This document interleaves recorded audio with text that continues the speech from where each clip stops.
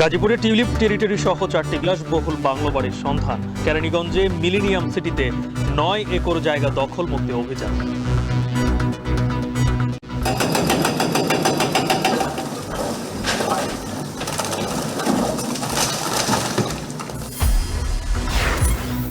গণহত্যার আসামি ধরতে গড়িমসি কেন, প্রশ্ন ট্রাইব্যুনালের। যাত্রাবাড়ী থানার 2 পুলিশের বিরুদ্ধে 6 এপ্রিল প্রতিবেদন দেওয়ার নির্দেশ। নাগালের বাইরে আমদানি করা ফল শুল্ক কমানোর দাবিতে সারা দেশের ব্যবসায়ীদের মানববন্ধন। 4 ফেব্রুয়ারি থেকে খালাস বন্ধের হুমকি।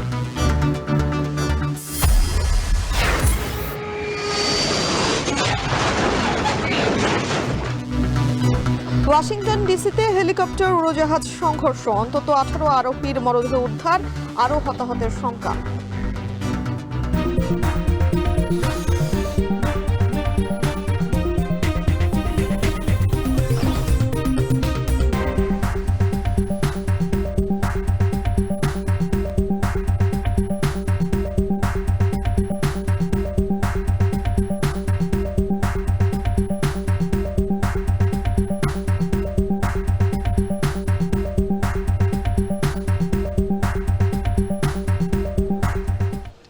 স্বাগত। এখন দুপুরে শুনছিলেন শিরোনাম, আর পুরো আয়োজনের সঙ্গে আছে আমরা দুইজন, আমি গালিব ইবনে রিয়াজ এবং আমি তানজিলা খান মেয়ে। গাজীপুরে টিউলিপ টেরিটরি সহ 4টি বিলাসবহুল বাংলো বাড়ির সন্ধান পাওয়া গিয়েছে। শেখ রেহানা সহ 3 জনের বিরুদ্ধে অনুসন্ধান শুরু করেছে দুর্নীতি দমন কমিশন।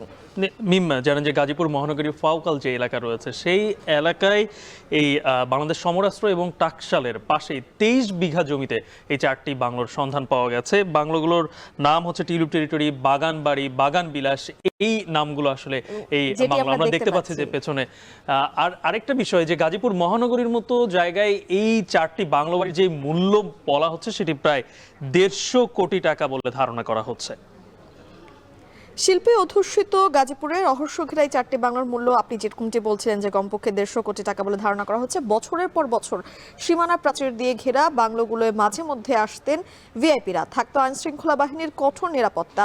বাংলোগুলোকে শেখ রেহানার বাংলো বলেই জানেন এলাকাবাসী। আর এবার সেসবের বিরুদ্ধেই আসলে অনুসন্ধানে নেমেছে দুর্নীতি দমন কমিশন। আর শেখ রেহানা ছাড়াও শফিক আহমেদ সিদ্দিক, তারেক আহমেদ সিদ্দিকের নামও উঠে আসছে এই অনুসন্ধানের তালিকায়।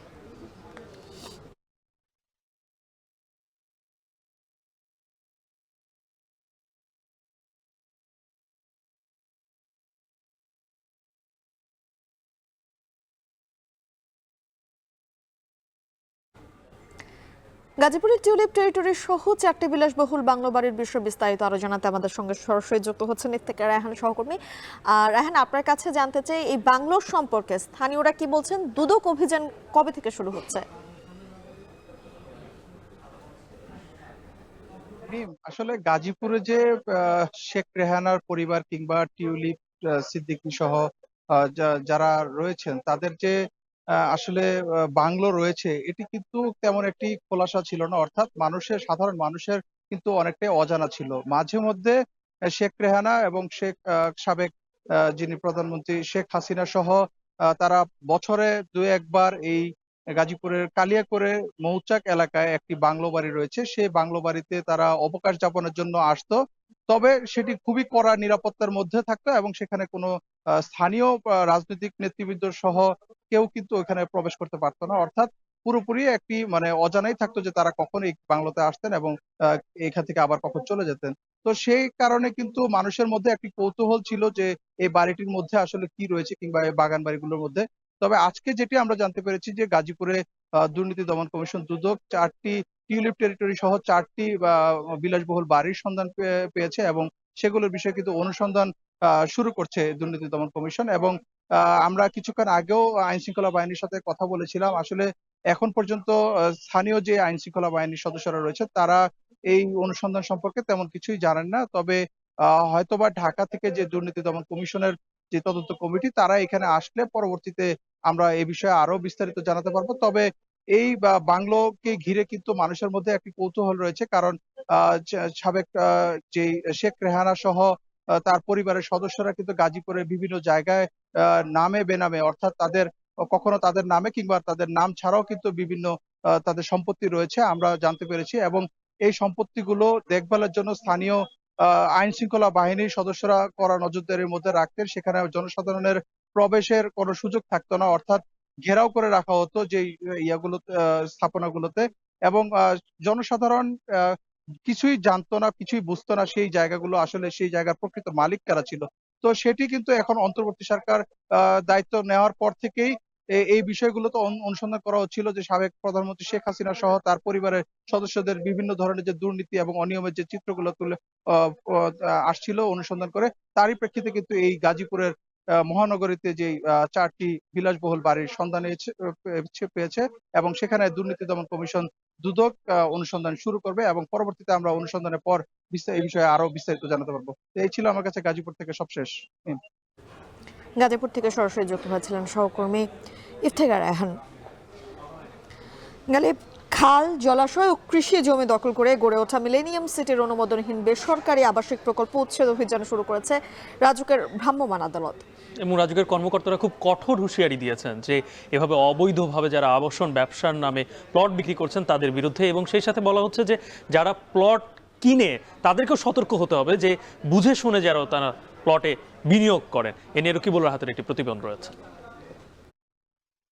কেরানীগঞ্জের মিলেনিয়াম আবাসন প্রকল্পে উচ্ছেদ অভিযানে রাজুকের ভ্রাম্যমাণ আদালত। ভেঙে ফেলা হয় দুটো নির্মাণাধীন ভবন, সাইনবোর্ড, বৈদ্যুতিক খুঁটি ও অন্যান্য স্থাপনা। এমনকি আবাসন প্রকল্পের তৈরি সড়ক খুঁড়ে বালু অপসারণের কাজও করা হয়। কেরানীগঞ্জের ঘাটারচরে 9 একর জায়গায় গড়ে তোলা হয়েছে মিলেনিয়াম সিটি আবাসিক এলাকা। রাজুকের বিশদ অঞ্চল পরিকল্পনা ড্যাপে এই জায়গাটি খাল ও জলাশয়ের অংশ।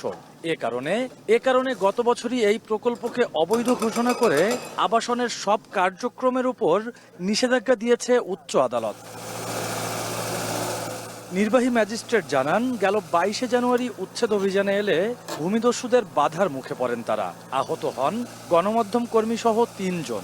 এবার তাই জোরদারভাবে চালানো হচ্ছে অভিযান। আমাদের একটা অবৈধ বিল্ডিং, সেই বিল্ডিং এর আমাদের উচ্ছেদ অভিযান চলছে। এখানে অবৈধভাবে বালু ভরাট হয়েছে, সেগুলো আমরা এক্সকাভেটর মেশিন দিয়ে বালু সরানো এবং এখানে যে সীমানাগুলো করা হয়েছে অবৈধ সীমানা, সেগুলো অপসারণের কাজ চলছে। পর্যায়ক্রমে অভিযানে খাল, জলাশয় ও কৃষি জমি দখলমুক্ত করার কথা জানান রাজুকের প্রধান নগর পরিকল্পনাবিদ। যে যাই হোক না কেন, তার যে পরিচয় থাকুক না কেন, সেখানে যারা জলাশয় ভরাট করবে সরকারি সম্পত্তিকে সেখানে ভরাট করে এবং জলাধার আইনকে লঙ্ঘন করে কাজ করবে, তাদের ক্ষেত্রে জিরো টলারেন্স। এবং আজকে সেজন্য সকল যৌথ বাহিনীর নেতৃত্বে, আমাদের নির্বাহী ম্যাজিস্ট্রেটের নেতৃত্বে, আপনাদের সহযোগিতায় সেখানে উচ্ছেদ কার্যক্রম করেছি। বিভিন্ন আবাসন প্রকল্পে যারা জমি কিনতে আগ্রহী তাদেরকে রাজুকের বিশদ অঞ্চল পরিকল্পনার ম্যাপ দেখে শুনে প্লট কেনার আহ্বান কর্তৃপক্ষের। রকিবুল রাহাত, এখন, ঢাকা। গ্যাস সংকট আর লিকেজ ভরা পুরনো পাইপের কারণে ঠিকমতো মিলছে না গ্যাস। ইট পাথরে চাপা পড়া লাইন সংস্কারে অপারগ তিতাস। অবৈধ সংযোগে বেড়েই চলেছে সিস্টেম লস। অস্বীকার করছেন না নিজেদের কর্মকর্তাদের জড়িত থাকার বিষয়টিও। এসব কারণেই প্রাতিষ্ঠানিকভাবে গ্রাহক সেবায় তিতাস ব্যর্থ বলে মত বিশেষজ্ঞদের। তবে পাইপ লাইন প্রতিস্থাপন অসম্ভব নয়। আরও জানাচ্ছেন মাঝার মাহবুব। পুরান ঢাকার নবাবপুরের এই বাড়ির গ্যাস সংযোগ নেওয়া হয়েছিল 1978 সালে। পাইপে নেই গ্যাসের ছিটেফোঁটাও, ভেতরে পানির খলখল শব্দ। বাড়ির মালিক নিজেই সংযোগ খুলে দেখাচ্ছিলেন তার প্রমাণ। নবাবপুর এলাকার প্রতিটি বাড়ির গ্যাস সংযোগই 1980 সালের আগে নেয়া। সংকটের কারণে অন্যদিকে যখন গ্যাসের চাপ কমে, এ এলাকায় তখন থাকে না একেবারেই। মাঝে মাঝে গ্যাসের লাইনে পানিরও অস্তিত্ব পাওয়া যায়। হাওয়া মানে এর লাইনের ভিতরে পানি, প্রচুর পানি। এখনো তো খুললাম, দেখলেন লাইনের শব্দ হচ্ছে, ফটফট ফটফট শব্দ, কিন্তু কখনো কোনো গ্যাসই আসে না। তবে সম্প্রতি লিকেজে ভরা 1 ইঞ্চি পাইপ সংস্কারের দাবি নিয়ে তিতাসের কাছে গেলে যথাযথ উদ্যোগের আশ্বাস পাননি বলে অভিযোগও রাজধানীবাসীর।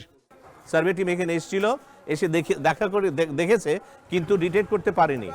না করার কারণে তারা বলেছে যে এটা আপনারা যদি নিজস্ব খরচে এটা রোড 2 ইঞ্চি লাইন করতে চান তাহলে সমস্ত নিজের খরচে করতে হবে। তিতাসও বলছে পাইপে লিকেজ ও অবৈধ সংযোগ এই দুই কারণে কমছে না সিস্টেম লস, যার হার ৮ থেকে ১২% পর্যন্ত। এর মধ্যে কোথাও পাইপের বয়স হয়ে গেছে ৩০ থেকে ৫০ বছর পর্যন্ত।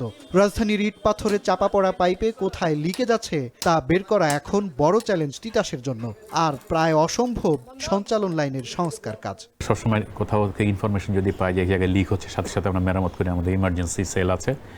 আর এমনি আমরা নিয়মিত একটা জোন সিলেক্ট করে নিয়মিত লিক ডিটেক্ট করে ইমিডিয়েটলি রিপেয়ার করি। পুরো লাইন আপনি সংস্কার করতে পারবেন না, এটার মধ্যে আছে মানে আন্ডারগ্রাউন্ড যে পাইপলাইন আছে অনেক নিচে চলে গেছে, দেখা গেল কিছু কিছু ক্ষেত্রে ৬-৭ মিটারও চলে গেছে। এদিকে নিয়মিত অবৈধ সংযোগ বিচ্ছিন্ন কার্যক্রম চললেও অবৈধ গ্রাহকের সংখ্যা ঠিক কত তা জানে না তিতাস। তবে শুধুমাত্র ৫ আগস্টের পর থেকেই চলতি জানুয়ারি পর্যন্ত ১৮,০০০ সংযোগ বিচ্ছিন্ন করেছে তারা। কর্মকর্তাদেরও অবৈধ সংযোগের সঙ্গে জড়িত থাকার কথাও অস্বীকার করলেন না তিতাসের এমডি। আমরা প্রচুর লাইন কাটছি, আবার লেগে যাচ্ছে, এটা অস্বীকার করার কোনো উপায় নেই যে লেগে যাচ্ছে। কিছু মানে যারা ইউজার তারা ওই জায়গার সাথে কিছু কন্ট্রাক্টরের যোগ সাজায়, কিছু আছে আমাদের ইন্টারনাল লোকেরও যোগ কিছু কিছু ক্ষেত্রে পাওয়া যায়, সেক্ষেত্রে আমরা তদন্ত করি, করে আবার শাস্তির আওতায় আনি। তবে বিতরণ লাইন সংস্কারের দায়িত্ব তিতাসকেই নিতে হবে জানিয়ে জ্বালানি বিশেষজ্ঞরা বলছেন আন্তর্জাতিক মানদণ্ড মেনে বসানো সঞ্চালন লাইনও প্রতিস্থাপনযোগ্য।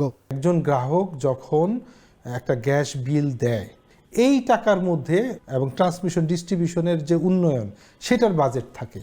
পাইপলাইন যে রুট দিয়ে যাওয়া হয় সেই আমরা রুট সার্ভে করি, সেই রুটের ৮ মিটারের এই পাশে কোনো স্থাপনা হয় না। এগুলোকে তারা মেরামত এবং রিপ্লেস করা টেকনিক্যালি সম্ভব এবং তারা এটা করতে বাধ্য। এদিকে বছরের পর বছর দুর্নীতিবাজ কর্মকর্তাদের আশ্রয় দিয়ে তিতাস গ্রাহক সেবায় ব্যর্থ হয়েছে বলে মত ক্যাব উপদেষ্টা শামসুল আলমের। সংযোগ বিচ্ছিন্নকে নাটক মন্তব্য করে তিনি বলেন, সিস্টেম লস না কমার দায় তিতাসকেই নিতে হবে প্রাতিষ্ঠানিকভাবে। নাকি অবৈধ গ্যাস নেটওয়ার্কই আছে, এরকম কথাবার্তাও সেই ২০১৫ সালের আদেশে আছে। সেই আদেশের উপর ভিত্তি করে সেই আদেশ বাস্তবায়ন না করার অপরাধে ১ নম্বর, ২ নম্বর হচ্ছে যে অবৈধ সংযোগ এখন পর্যন্ত বিদ্যমান আছে, এই সবগুলো তিতাসের বিরুদ্ধে অভিযোগ এনে তিতাসের বিরুদ্ধে ব্যবস্থা নেওয়া, আর এটা কাটার দায়িত্ব সরাসরি বিআরসি নিজের দায়িত্বে আইন প্রয়োগকারী সংস্থাকে দিয়ে নিজে প্রয়োজন হলে আর্মি নিয়োগ করবে দরকার হলে। আন্তর্জাতিক মানদণ্ডে কারিগরি সমস্যার কারণে একটি কোম্পানির সিস্টেম লস থাকতে পারে ২%, আর বিতরণ লাইনে হতে পারে সর্বোচ্চ 0.25%। কিন্তু বাংলাদেশে গ্যাস বিতরণ সংস্থাগুলোর সিস্টেম লস বছরের পর বছর বেড়ে গিয়ে ঠেকেছে গড়ে 10%। মাঝার মাহবুব, এখন, ঢাকা। জুলাই আগস্ট গণহত্যার আসামি ধরতে পুলিশ বাহিনীর গড়িমসি নিয়ে প্রশ্ন তুলেছেন আন্তর্জাতিক অপরাধ ট্রাইব্যুনাল। শতাধিক পরোয়ানার বিপরীতে এখন পর্যন্ত গ্রেপ্তার হয়েছে মাত্র ৩৫ জন। এ নিয়ে শুনানিতে ক্ষুব্ধ প্রতিক্রিয়া জানান ট্রাইব্যুনাল চেয়ারম্যান। বলেন, প্রয়োজনে জবাবদিহি করতে হবে পুলিশের শীর্ষ কর্মকর্তাদেরও। এদিন যাত্রাবাড়ী থানার 2 পুলিশের বিরুদ্ধে 6 এপ্রিল প্রতিবেদন দেওয়ার নির্দেশ দিয়েছে আদালত। এছাড়া শিক্ষার্থী নাফিজ হত্যা মামলায় 3 পুলিশ সদস্যের বিরুদ্ধে জারি করা হয়েছে গ্রেপ্তারি পরোয়ানা। আজহালিবরের প্রতিবেদন। একজনকে মারতে কতগুলো গুলি লাগে স্যার? আমার ছেলের বুকটা ঝাঁঝরা হয়ে গেছে। জুলাই আগস্ট গণ আন্দোলনের শহীদ তাইমের পুলিশের উপপরিদর্শক বাবার ঊর্ধ্বতন কর্মকর্তাকে করাই ফোনালাপ কাঁদিয়েছিল দেশবাসীকে। বৃহস্পতিবার এই ঘটনা সহ জুলাই আগস্টে মানবতা বিরোধী অপরাধের মামলায় হাজির করা হয় পুলিশের সহকারী কমিশনার তানজিল আহমেদ ও যাত্রাবাড়ী থানার সাবেক ওসি আবুল হাসানকে। যদিও পরোয়ানাভুক্ত আরও 4 আসামি এখনো পলাতক। এ সময় একজন প্রসিকিউটর আদালতকে বলেন, পরোয়ানার আদেশ তামিল করছে না পুলিশ, এমনকি ভুক্তভোগীরা গিয়ে আসামিদের দেখিয়ে দেওয়ার পরও আটক করা হচ্ছে না। আদালত প্রশ্ন করেন, 100-এরও বেশি গ্রেপ্তারি পরোয়ানা জারি হয়েছে, কিন্তু গ্রেপ্তার কত?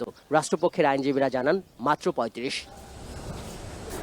শুনানির এক পর্যায়ে পরোয়ানাভুক্ত আসামি গ্রেপ্তারে পুলিশের গড়িমসি নিয়ে প্রশ্ন তোলেন ট্রাইব্যুনালের চেয়ারম্যান। প্রসিকিউশনকে উদ্দেশ্য করে বলেন, যার গাফিলতি তার বিরুদ্ধে ব্যবস্থা নিতে হবে। বিষয়টি স্বরাষ্ট্র উপদেষ্টার নজরে আনতে প্রসিকিউশনকে বলেন ট্রাইব্যুনাল। এ সময় ট্রাইব্যুনালের চেয়ারম্যান বলেন, তারা তামাশা দেখতে বসেননি। আইজিপি, ডিএমপি কমিশনারের গাফিলতি করলে তাদের বিরুদ্ধেও ব্যবস্থা নিতে হবে। ট্রাইব্যুনাল ক্ষোভ ঝাড়লেও গণমাধ্যমের সামনে এসে মুখে কুলুপ আটেন প্রসিকিউটররা।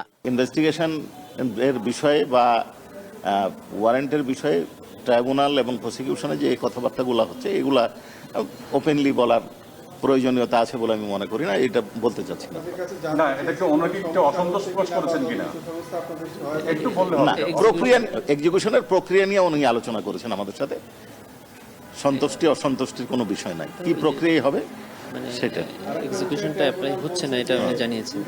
হ্যাঁ, তবে এটা ঠিক যে এক্সিকিউশনটা কার্যকর হয় নাই, সেটা যেন হয় দ্রুত, সেই ব্যবস্থা নিতে উনি অনুরোধ আমাদেরকে বলেছেন। বৈষম্য বিরোধী ছাত্র জনতার আন্দোলনে গেল 4 আগস্ট ফার্মগেটে গুলিবিদ্ধ হয়ে শহীদ হন শিক্ষার্থী গোলাম নাফিস। গুলিবিদ্ধ নাফিসকে রিকশায় করে নেওয়ার দৃশ্য দেখেছেন সবাই। এই ঘটনায় এদিন 3 পুলিশ সদস্যের বিরুদ্ধে গ্রেপ্তারি পরোয়ানা জারি করেছে বিশেষ ট্রাইব্যুনাল। 3 জনের বিরুদ্ধে জারি হয়েছে, এটা ঠিক, তবে কোন ঘটনা এবং কাদের বিরুদ্ধে এটা আপনাদেরকে বলবো না। আমি বললাম তো নাম, আমি ওই বিষয়টা নাম বলবো না আপনাদেরকে।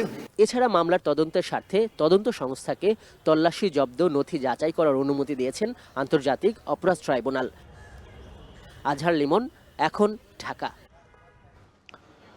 জুলাই গণ অভ্যুত্থানে ছাত্র জনতার উপর হত্যাযজ্ঞের প্রধান নির্দেশদাতা শেখ হাসিনা সহ ফ্যাসিবাদের দোষীদের বিচার দাবিতে চট্টগ্রামে বিক্ষোভ করেছে বৈষম্য বিরোধী ছাত্র আন্দোলন। দুপুরে নগরীর প্রেস ক্লাব চত্বরে ঘণ্টাব্যাপী এই কর্মসূচিতে জুলাই গণ অভ্যুত্থানে নির্মম হত্যাকাণ্ডের বিবরণ তুলে ধরা হয়। এ সময় ছাত্র জনতার উপর হত্যাযজ্ঞের প্রধান নির্দেশদাতা শেখ হাসিনা সহ ফ্যাসিবাদের দোষীদের বিচার দাবি করেন বক্তারা। একই সঙ্গে আন্দোলনে হতাহতদের পরিবারের পাশে দাঁড়াতে সরকারের প্রতি আহ্বান জানান বৈষম্য বিরোধী ছাত্র আন্দোলনের নেতাকর্মীরা।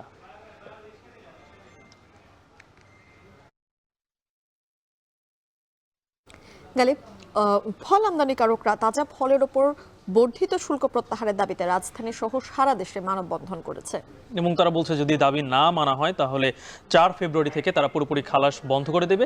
একই সাথে ব্যবসায়ীরা বলতে চাচ্ছেন যে ফল কখনো বিলাসী পণ্য হতে পারে না।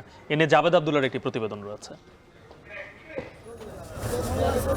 গত 9 জানুয়ারি শুকনো ও টাটকা ফল আমদানির উপর সম্পূরক শুল্ক 30% থেকে বাড়িয়ে 45% করেছে। এরপরই আগের চেয়ে কেজিতে 20 থেকে 30 টাকা বেশিতে কিনতে হচ্ছে। বর্তমান আপেল কেজিতে 350 টাকা থেকে 400 টাকা, কমলা 300 থেকে 350, মালটা 350 থেকে 380 টাকা, বেদেনা 700 টাকা ও আঙ্গুর 500 টাকায় বিক্রি হচ্ছে। প্রায় 2 বছর ধরে মূল্যস্ফীতি 9%-এর উপর। আমদানি করা ফলের মধ্যে 38 ধরনের ফল আমদানি করা হয়। আমদানির 95% আপেল, মাল্টা, কমলা, আঙ্গুর ও আনার। 2022-23 অর্থবছরের তুলনায় 2023-24 অর্থবছরে বিদেশি ফল আমদানি কমেছে 10,000 টন। 2024-25 অর্থবছরে 5 মাসে ফল আমদানি হয়েছে 87,000 টন। এমন পরিস্থিতিতে বর্ধিত ভ্যাট প্রত্যাহারের দাবি নিয়ে বৃহস্পতিবার সকালে ঢাকা সহ সারা দেশে মানববন্ধন করে ফল আমদানি খাতের ব্যবসায়ীরা। আমাদের ওখানে ডিউটি বাড়নে আমরা ফলের ব্যবসাটা আমাদের জন্য একবারে খারাপ হয়ে গেল। একটা মানুষে কয় টাকা কামায়? 700 টাকা রোজ কামায়। ওই লোকে তো ফল খাওয়া সম্ভব না। সরকারের ডিউটি কমাতে হবে, কমে দিলে পাবলিক জনগণ কম দামে খাইতে পারবো।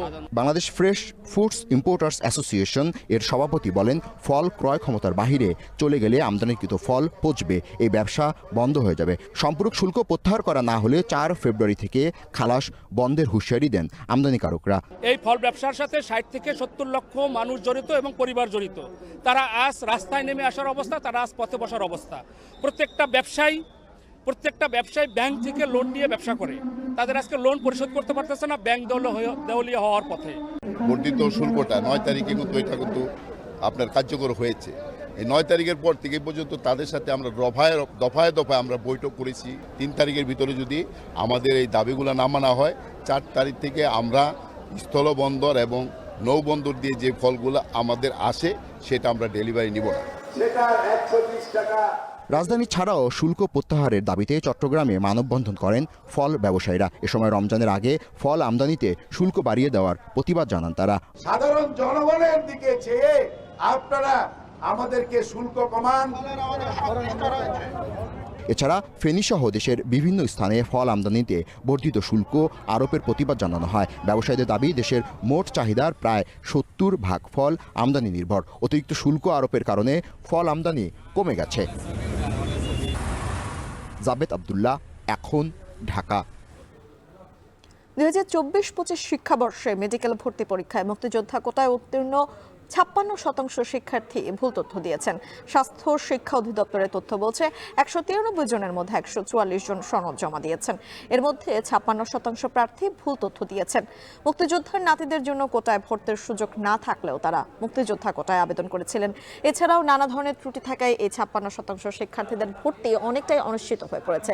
তাদের ফল বাতিল হলে শূন্য আসনে মেধায় উত্তীর্ণ শিক্ষার্থীরা ভর্তির সুযোগ পাবেন। তবে সনদ জমা না দেয়া 49 জনকে আগামী রোববারের পর্যন্ত সময় দেওয়া হয়েছে।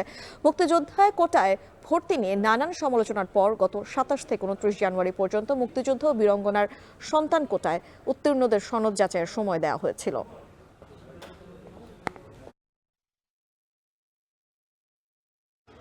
জগন্নাথ বিশ্ববিদ্যালয়ে সাধারণ শিক্ষার্থী নির্যাতনের ঘটনায় প্রতিবাদ কর্মসূচি পালন করছেন শিক্ষার্থীরা। সেখানে আছেন সহকর্মী রাব্বি হোসেন, সরাসরি যুক্ত হচ্ছে। রাব্বি, প্রতিবাদ কর্মসূচি থেকে কি দাবি তুলেছেন শিক্ষার্থীরা?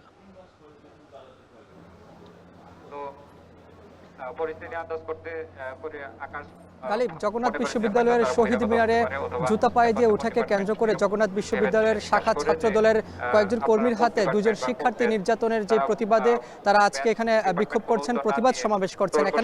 এখানে উপস্থিত আছেন যে নির্যাতিত হওয়া যে শিক্ষার্থী, তিনিও এখানে রয়েছেন এবং এখানে অন্যান্য যারা শিক্ষার্থী রয়েছেন তারা দাবি করছেন যে এই ঘটনায় যারা জড়িত আছে তাদেরকে বিচারের আওতায় এনে দাবি নিশ্চিত, সেই দাবি নিয়েই তারা কিন্তু আজকে এখানে বিক্ষোভ কর্মসূচি পালন করছেন, প্রতিবাদ কর্মসূচি পালন করছেন। এখানে বিভিন্ন শিক্ষাবর্ষের শিক্ষার্থীরা রয়েছেন, সাধারণ শিক্ষার্থীদের ব্যানারেই তারা এখানে নেমেছেন। এখানে যে মূল ঘটনাটি সেটি ছিল গতকালকে শহীদ মিনারে এখানে দুজন শিক্ষার্থীকে জুতা পায়ে দিয়ে উঠতে দেখা যাওয়ার পরে তারা আসলে সেখানে প্রতিবাদ জানায়, বলেছিলেন যে শহীদ মিনার প্রাঙ্গণে জুতা পায়ে দিয়ে ওঠা নিষেধ। সেই কারণে তাদেরকে আসলে দুজনের উপর হামলা চালায়। সেই পরবর্তীতে সেটি পরিচয় পাওয়া যায় যে এই বিশ্ববিদ্যালয়ের শাখা ছাত্র দলের দুইজন কর্মী, সেই পরিচয় তাদের উপরে হামলা করা হয়। সেই প্রতিবাদে আজকেই তারা এখানে বিক্ষোভ কর্মসূচি পালন করছেন। এখানে তারা দাবি জানাচ্ছেন যে এর আগে 5ই আগস্টের আগে তারা বলছেন যে ছাত্রলীগ যেভাবে সাধারণ শিক্ষার্থীদের উপর নির্যাতন করত বিশ্ববিদ্যালয়ের ক্যাম্পাসে, ঠিক একই রূপে এখানে ছাত্রদলও নির্যাতন করছে বলে তারা দাবি করছেন এখানকার শিক্ষার্থীরা। পাশাপাশি এখানে বিশ্ববিদ্যালয় কর্তৃপক্ষের কাছে তারা দাবি জানাচ্ছেন যারা জড়িত রয়েছেন, যেহেতু তাদেরকে নাম পাওয়া গেছে, তাদের স্পষ্ট তাদের পরিচয় পাওয়া গেছে, তাদেরকে যাতে দ্রুত বিচারের আওতায় আনা হয় সে বিষয়ে এবং স্থায়ীভাবে যাতে তাদেরকে বিশ্ববিদ্যালয় থেকে বহিষ্কার করা হয় সেই দাবি নিয়ে এখানে সাধারণ শিক্ষার্থী যারা রয়েছেন তারা এখানে বিক্ষোভ ও প্রতিবাদ কর্মসূচি পালন করছেন। এবং এখন যে শিক্ষার্থী বক্তব্য দিচ্ছেন তিনি তাকেই আসলে মারধর করা হয়েছে। একজন নারী শিক্ষার্থীও রয়েছেন, তামান্না তাবাসসুম, তাকেও মারধর করা হয়েছে। এবং এই ঘটনায় তারা বলছেন যে শিক্ষার্থী অভিযুক্ত যে শিক্ষার্থী তিনি যে বিশ্ববিদ্যালয়ের শাখা ছাত্র দলের কর্মী, তিনি এর আগেও কয়েকবার শিক্ষার্থীদের সঙ্গে বিভিন্ন কারণে ঝামেলায় জড়িয়েছেন, যার কারণে তার বিচারের দাবি জানাচ্ছেন এখানকার শিক্ষার্থীরা। এছাড়া বলছেন যে এই ক্যাম্পাসগুলোতে 5ই আগস্টের পর থেকে যারাই আসলে শিক্ষার্থীদেরকে নির্যাতন নিপীড়নের ঘটনা ঘটাচ্ছে সেই বিচার যাতে নিশ্চিত করা হয় সেই বিচারের দাবি যারা বর্তমান সরকারের কাছে জানাচ্ছেন। পাশাপাশি এই যে বিশ্ববিদ্যালয় ক্যাম্পাসের যে প্রশাসন রয়েছে তাদেরকেও তারা বলছেন যে যারা জড়িত রয়েছেন এই ঘটনায় তাদেরকে বিচারের আওতায় এনে ক্যাম্পাসে যাতে ছাত্রদের জন্য নিরাপদ সুষ্ঠু ক্যাম্পাস পরিচালনা করার সুযোগ তৈরি করা হয় সেই দাবি নিয়েই তারা আজকে এখানে বিক্ষোভ কর্মসূচি ও প্রতিবাদ কর্মসূচি পালন করছেন। এই ছিল আমার কাছে সবশেষ খবর জগন্নাথ বিশ্ববিদ্যালয় থেকে। জগন্নাথ বিশ্ববিদ্যালয়ের শিক্ষার্থীরা বিক্ষোভ করছেন সেই বিষয়ে সর্বশেষ জানাচ্ছিলেন সহকর্মী রাব্বি। আগামী জাতীয় নির্বাচন অবাধ ও সুষ্ঠু দেখতে চায় সব পক্ষ। আন্তর্জাতিক মানের নির্বাচন অনুষ্ঠানে ব্যাহতভাবে সহযোগিতা দিয়ে যাবে ইউরোপীয় ইউনিয়ন। সকালে নির্বাচন ভবনে বৈঠক শেষে ব্রিফিংয়ে এই কথা জানান সংস্থাটির প্রতিনিধি দলের মুখপাত্র মাইকেল লিডারওয়ের। এ সময় কমিশনের সিনিয়র সচিব আক্তার আহমেদ বলেন, প্রবাসীদের ভোটার করায় বিষয়ে আলোচনা অগ্রগতি হয়েছে।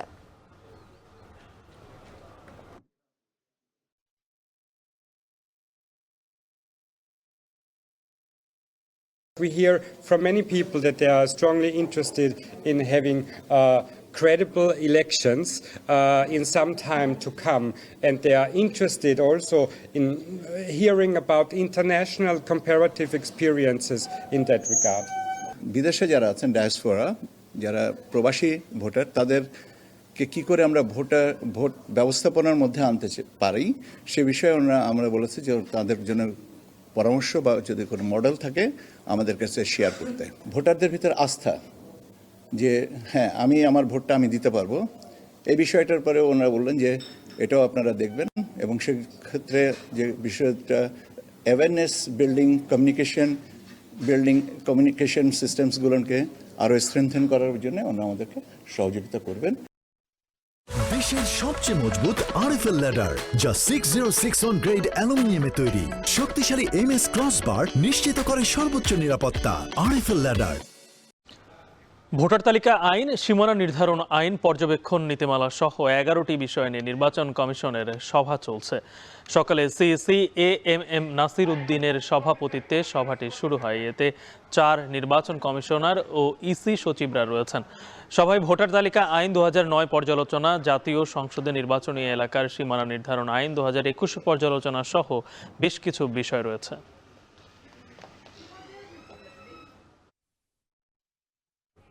তিতুমির কলেজকে বিশ্ববিদ্যালয় ঘোষণার দাবিতে রাজধানীর মহাখালীতে সড়ক অবরোধ করছে শিক্ষার্থীরা। এতে তীব্র যানজটে ভোগান্তিতে পড়েছেন সড়কে চলাচলকারীরা। সেখানে আছেন সহকর্মী শাহাদাত অভ্র। অভ্র, একটু জানাবেন শিক্ষার্থীরা কোনো কর্মসূচি ঘোষণা করেছে কিনা?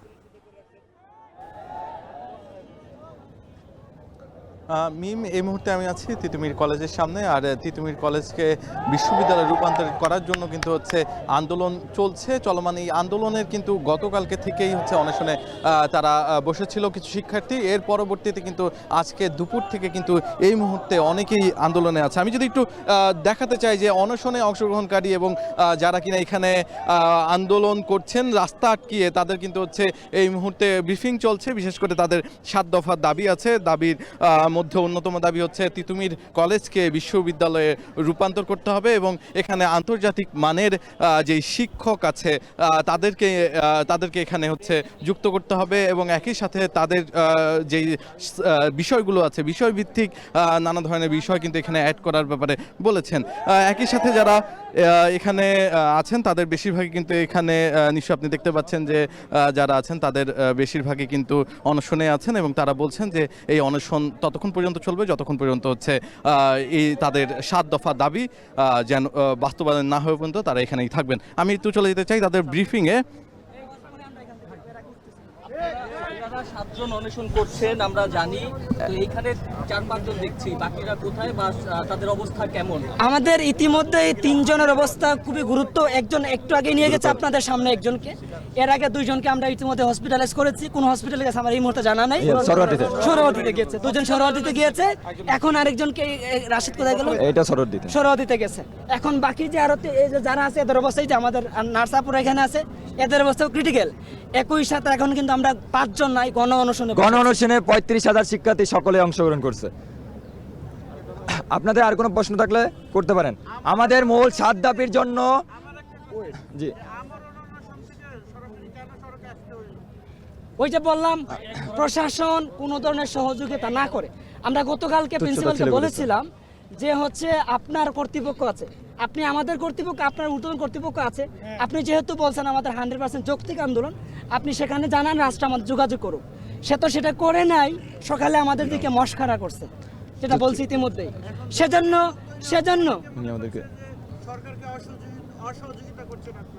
এটা সরকার নাটক সাজাচ্ছে, কারণ এই প্রিন্সিপাল সরকারের অংশ। এই প্রিন্সিপাল এবং যে প্রশাসন আছে, আমরা যখন এখানে বসেছি, কালকে যখন বসেছি, আমাদের স্থানীয় সকল প্রশাসন এসেছে, এনএসআই, ডিসি সবাই এসেছে, সবাই কিন্তু এই ব্যাপারগুলো জানে। তার মানে আমরা বলবো যে আমরাও সহযোগিতা করতেছি না, সরকার সেটাকে নাটক সাজাচ্ছে।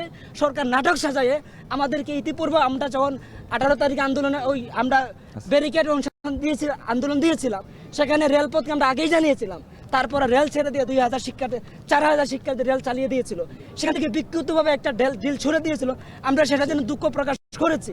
তারপরও আমাদেরকে বিভিন্নভাবে ফাঁদে ফেলা হয়েছে এবং আমরা মনে করছি তারই একটি অংশ হিসেবে এখনো সরকার আমাদেরকে বিভিন্ন ফাঁদে ফেলাইয়া বিভিন্ন বিপদ সৃষ্টি করে সেটা করতে চাচ্ছে। এই জন্য একটা সম্ভব তিতুমির কলেজকে বিশ্ববিদ্যালয় ঘোষণার দাবিতে রাজধানীর মহাখালীতে সড়ক অবরোধ করেছে শিক্ষার্থীরা। সেখান থেকে বিস্তারিত আমাদেরকে জানাচ্ছিলেন আমাদের সহকর্মী শাহাদাত অভ্র। বাদ-মাগরিব আম বয়ানের মধ্য দিয়ে শুরু হচ্ছে 58তম বিশ্ব ইজতেমার প্রথম পর্ব। এরই মধ্যে তুরাগ তীরে আসতে শুরু করেছেন শুরায়ে নিজামের অনুসারী মুসল্লিরা। এবারই প্রথমবার 3 পর্বে হবে বিশ্ব ইজতেমা। প্রথম পর্বের ইজতেমায় অংশগ্রহণের জন্য রাত থেকে ট্রাকে ও বাসে মাঠে আসতে শুরু করেছেন মুসল্লিরা। অবস্থান করছেন নিজ নিজ খিত্তায়। এদিকে ইজতেমা ঘিরে জোরদার করা হয়েছে নিরাপত্তা ব্যবস্থা। দায়িত্ব পালন করছেন আইন শৃঙ্খলা বাহিনীর 7,000-এর বেশি সদস্য। পাশাপাশি ইজতেমার প্রথম পর্বে আয়োজক কমিটির 10,000 স্বেচ্ছাসেবী নিয়োজিত থাকবে। এবারের ইজতেমা ওলামায়ে কেরামের তত্ত্বাবধানে শোরাই নিজামের অধীনে 2 ধাপে অনুষ্ঠিত হবে। প্রথম পর্ব শুরু হচ্ছে আজ মাগরিবের নামাজের পর, যা 2 ফেব্রুয়ারি আখেরি মোনাজাতের মধ্য দিয়ে শেষ হবে। দ্বিতীয় পর্ব 3 ফেব্রুয়ারি শুরু হবে, শেষ হবে 5 ফেব্রুয়ারি। আর তৃতীয় পর্ব শুরু হবে 14 ফেব্রুয়ারি, যাতে অংশ নেবে মাওলানা সাদ অনুসারীরা। যুক্তরাষ্ট্রের ওয়াশিংটন ডিসিতে মধ্য আকাশে যাত্রীবাহী উড়োজাহাজ ও সামরিক হেলিকপ্টারের মধ্যে ভয়াবহ সংঘর্ষে এখন পর্যন্ত 18 জনের মরদেহ উদ্ধার করা হয়েছে। তবে উড়োযান দুটির কেউই আর বেঁচে নেই বলে শঙ্কা অঙ্গরাজ্যটির দমকল বাহিনীর প্রধান জন ডনেলি। 64 আরোহী নিয়ে কানসাস থেকে ওয়াশিংটন ডিসিতে ফেরার সময় রিগান বিমানবন্দরের কাছে সংঘর্ষের ঘটনা ঘটে। পরে পাশের একটি নদীতে বিধ্বস্ত হয় এয়ারক্রাফট দুটি। দুর্ঘটনাস্থলে উদ্ধার অভিযান চালাচ্ছেন অন্তত 300 উদ্ধারকর্মী। আরও জানাচ্ছেন জাহানারা ভূঁইয়া।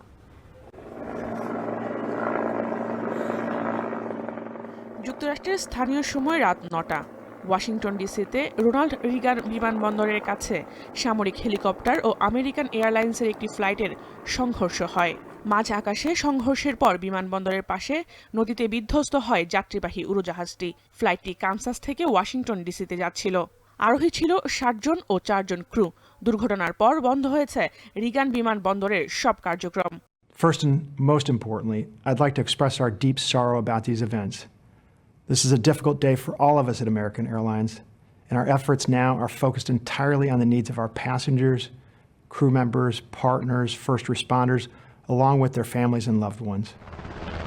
অবতরণের কিছুক্ষণ আগে ব্ল্যাক হক সামরিক হেলিকপ্টারের সঙ্গে মুখোমুখি সংঘর্ষ হয় বিমানটির। হেলিকপ্টারটি ভার্জিনিয়া থেকে 3 সেনা সদস্য নিয়ে ওয়াশিংটন ডিসিতে যাচ্ছিল। বিধ্বস্তের পর আমেরিকান এয়ারলাইন্সের ফ্লাইট 5342 উড়োজাহাজটির ধ্বংসাবশেষ রোনাল্ড রিগান বিমানবন্দরের কাছেই নদীতে পড়েছে। খবর পেয়ে উদ্ধার কাজ শুরু করেছে দমকল বাহিনী। মধ্যরাতের ঘুটঘুটে অন্ধকারের মধ্যেই চলছে উদ্ধার কাজ। নিয়োজিত রয়েছে 300 কর্মী।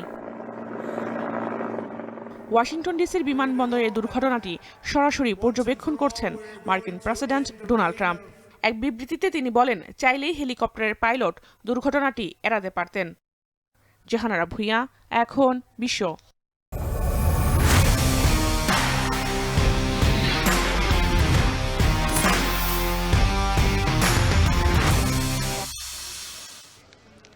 বকেয়া পারিশ্রমিক, চেক জালিয়াতি, ফ্র্যাঞ্চাইজিগুলোর স্বেচ্ছাচারিতা আর ফিক্সিংয়ের গন্ধ সব মিলিয়ে এবারের বিপিএলে কেলেঙ্কারির সীমা ছাড়িয়ে গেছে।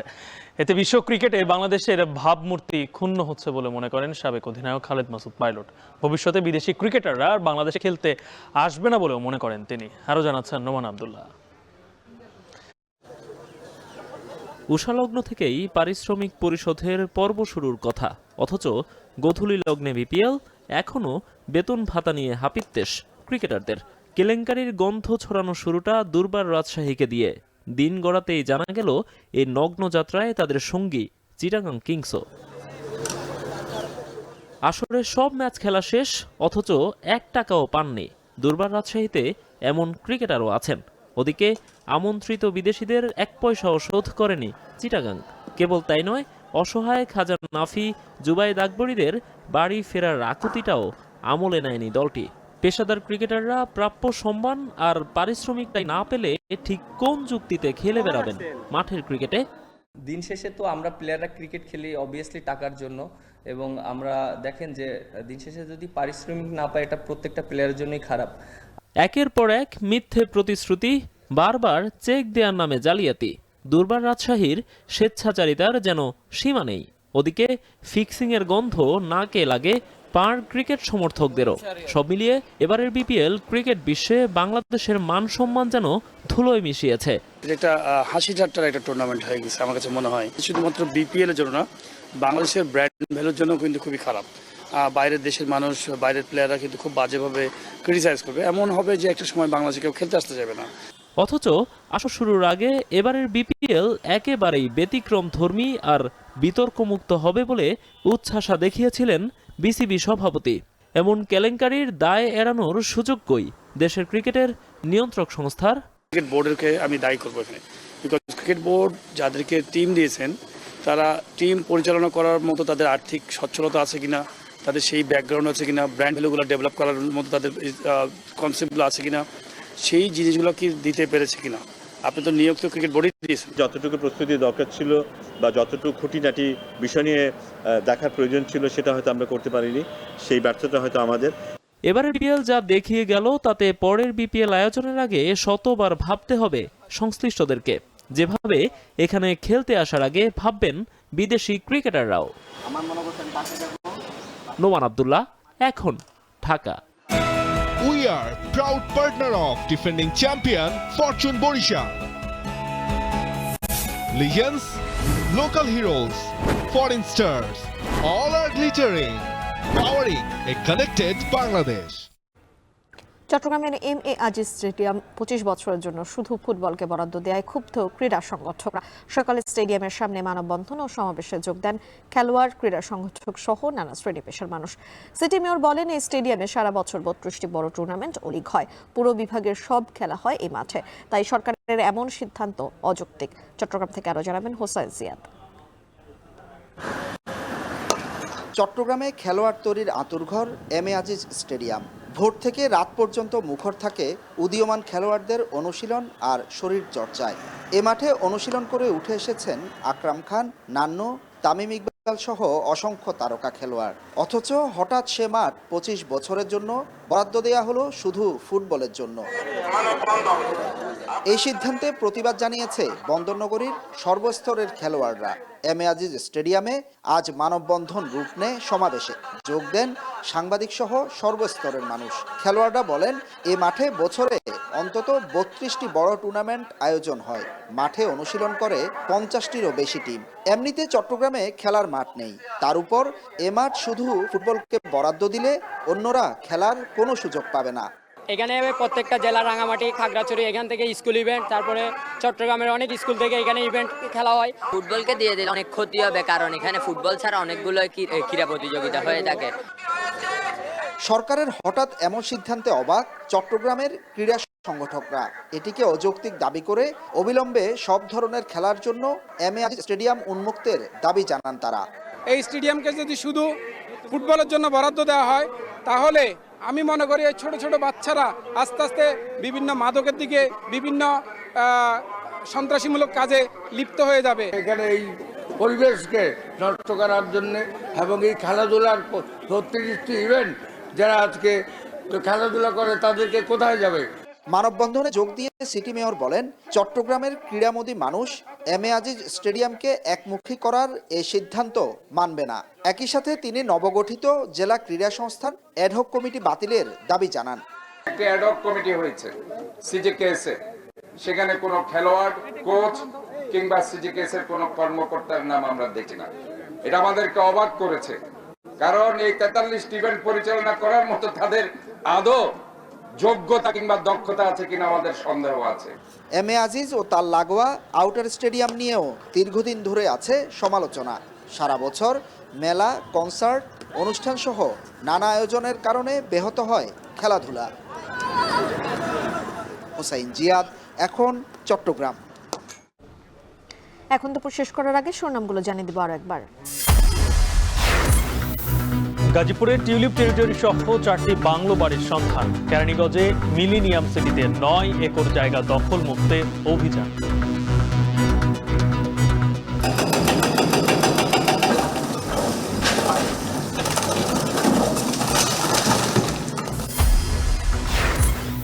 গণহত্যার আসামি ধরতে গড়িমসি কেন, প্রশ্ন ট্রাইব্যুনালের। যাত্রাবাড়ী থানার 2 পুলিশের বিরুদ্ধে 6 এপ্রিল প্রতিবেদন দেওয়ার নির্দেশ।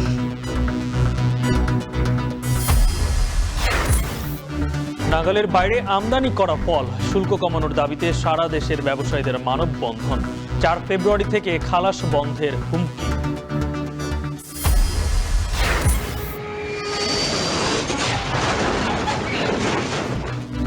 ওয়াশিংটন ডিসিতে হেলিকপ্টার উড়োজাহাজ সংঘর্ষ, অন্তত 18 আরোহীর মরদেহ উদ্ধার, আরও হতাহতের শঙ্কা।